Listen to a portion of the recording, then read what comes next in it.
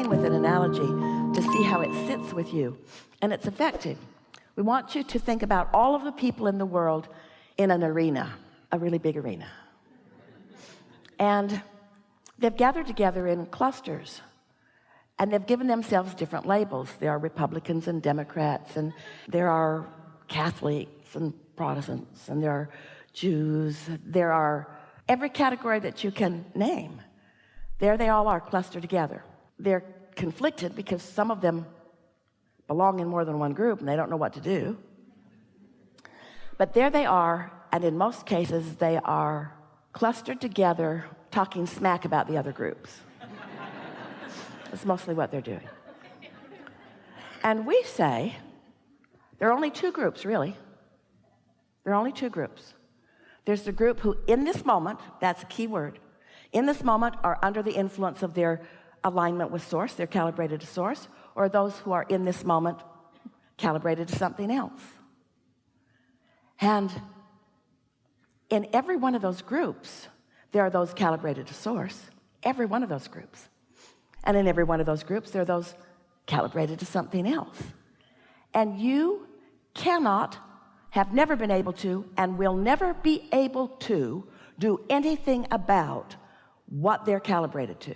And if you spend your life trying to figure out why they think the way they do, or why they feel the way they do, or why they see that in the way that they see it when you see it entirely different, you will waste your life. You will deprive yourself of any happy moments because it's just too much. And it's not your job. It's not even close to your job. It has nothing to do with you. So whether it's this whole cluster of humanity or whether it's just a person, pay no attention to where they're at. Only give attention to where you're at. Tend to your own calibration and then watch what happens. Because when you choose anyone in any of those groups and you decide to push against them, maybe because of their denial of you, or maybe because of their disagreement with you, maybe because they see something different than you do, doesn't matter. There are lots of reasons that you might want to push against. There are lots of examples of who you might push against, but there's only one reason that you're pushing against any of them. Drum roll, please. There's only one reason that you're pushing against any of them. They threaten you because you're not calibrated. You counted on them for your source and your strength. That's why you gather together in clumps with others. It's because you don't feel strong on your own. But when you've learned to calibrate to your own wholeness, calibrate to your joy, calibrate to your love, calibrate to your clarity, calibrate to who you are, now you can love them. You can love all of them. They don't threaten you. Some of them call you. Some of them entertain you. Some of them wrap their arms around you and love you, but it is not important to you what they do. You free them to their own creation while you tend to yours. You see.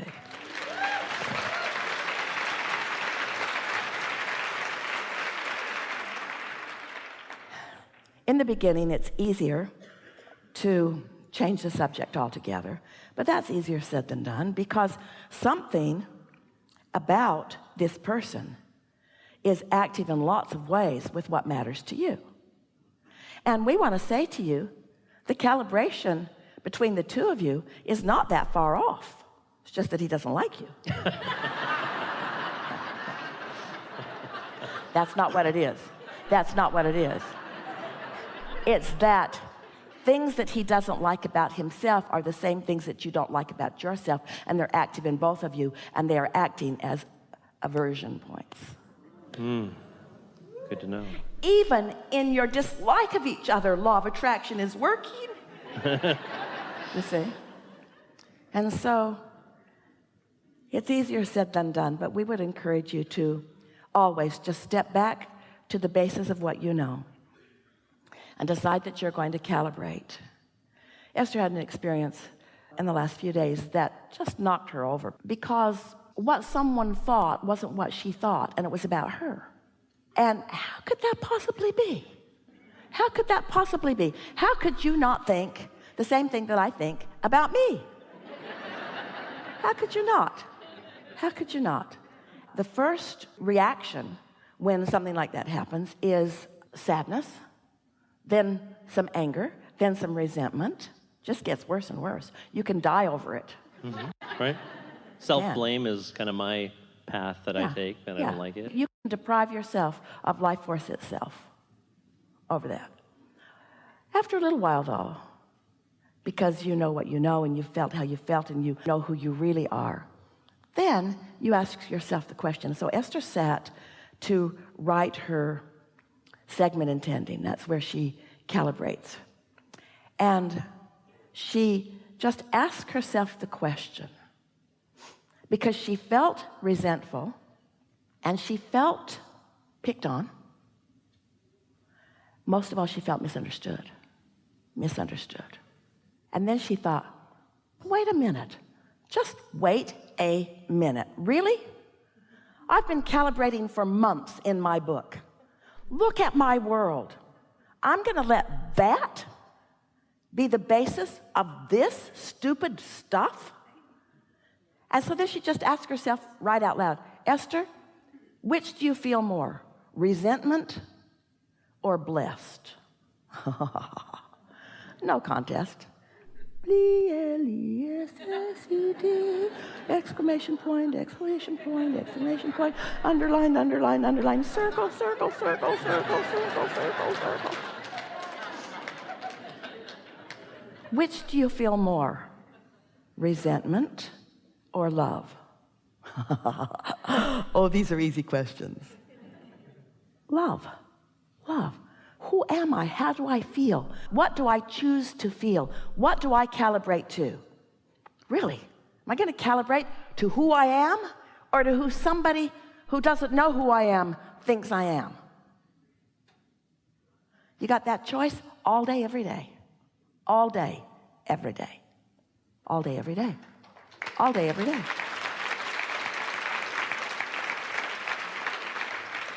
And after a little while, this may upset you a little bit, and we really don't. Yeah, we want to. We want to upset you. We want to upset all of you. This may upset you because it's not what you think you want.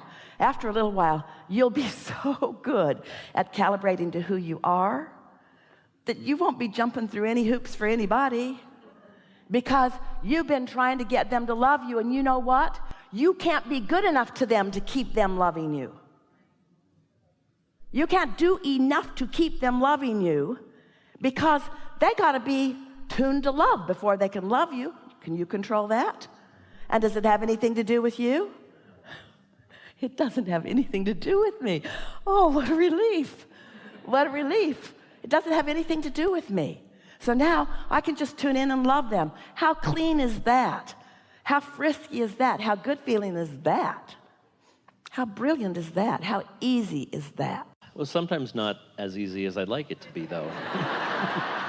because of the momentum I have practiced about the resentment and about... But now, we got a pretty good run going, so don't start that. Okay. Because that's a calibration to something else, and you're human and you're right. That's real, too. But it's like there's good stuff on the buffet, and there's stuff that tastes terrible on the buffet. Your choice. Your choice. And a lot of you eat the stuff that doesn't taste good because you want to be humble and sacrificial and obedient. And eventually that leads you straight to the cellar of resentment. So just be nice to yourself. You're nice to yourself in many ways. Just don't let your misunderstanding of their misunderstanding mess this up. It's all a misunderstanding. It's all a misunderstanding. That's what you keep doing. You let other people who it's not their job to understand you, and they couldn't if they wanted to, because you're complex.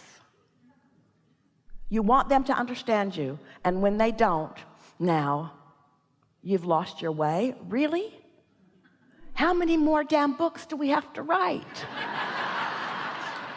There's source energy all over you, flowing to you all the time. It takes so little to get in the beam of that. Yes?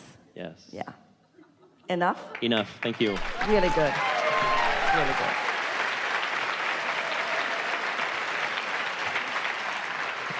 Right here? Right here.